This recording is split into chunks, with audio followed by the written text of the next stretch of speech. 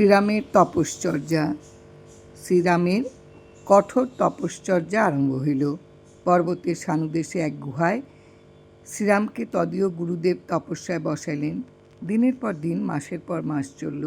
যোগ ও তন্ত্র, নানা ক্রিয়া, কঠোর তপস্যা। এই গুহায় অবশেষে শ্রীগুরুর আদেশে এক যজ্ঞ অনুষ্ঠান হইল। এই যজ্ঞে আহুতি দিয়া শ্রীরাম হইলেন সর্বসিদ্ধ।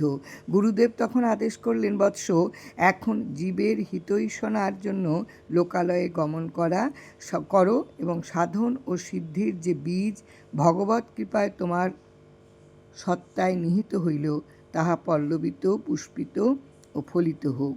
শ্রী ঠাকুর সজল চোখে শ্রী গুরুপাদপদ্ম বন্দনা করিলেন, তাহাকে প্রদক্ষিণ করিয়া বিদায় লইলেন। গুরু বিরহের প্রবল তাপে শ্রী ঠাকুরের হৃদয় জর্জরিত ও দগ্ধীভূত হইতে লাগিল। সঙ্গে সঙ্গে গুরুর কল্যাণ হস্তটি সর্বদা মাথার উপর প্রসারিত থাকিবে, ইহা ভাবিয়া পরম আনন্দ অনুভব করলেন। জয় রাম, জয় রাম।